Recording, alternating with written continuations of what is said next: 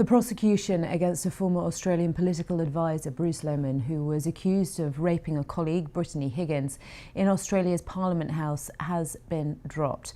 Bruce Lehman denies sexually assaulting Brittany Higgins on a minister's sofa after a night out in 2019. He appeared in court in October, but the trial collapsed due to jury misconduct.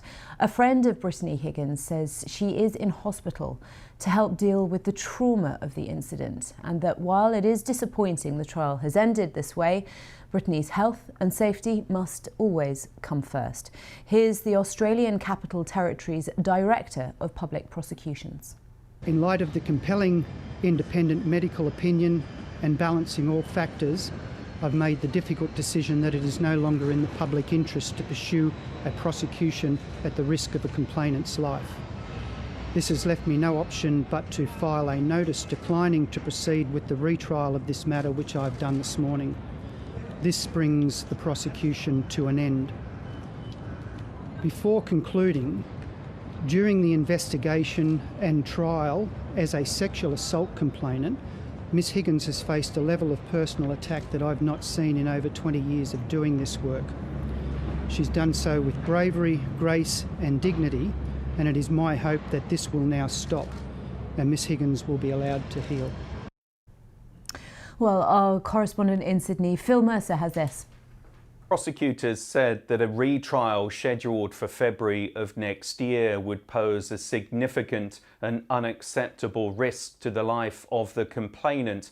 Brittany Higgins alleged that she was raped by a former colleague called Bruce Lehman on the sofa in the office of a former Defence Minister in Canberra after a night out in March 2019.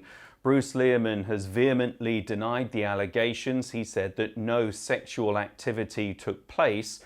However, earlier this year he went on trial, but that trial was aborted because of juror misconduct. A retrial was scheduled for February of next year, but the Director of Public Prosecutions in the Australian Capital Territory is now saying that there is too much of a risk to the health and well-being of Brittany Higgins. We heard from a friend who released a statement saying that Ms Higgins is currently in hospital receiving treatment for the trauma of being involved in this prosecution.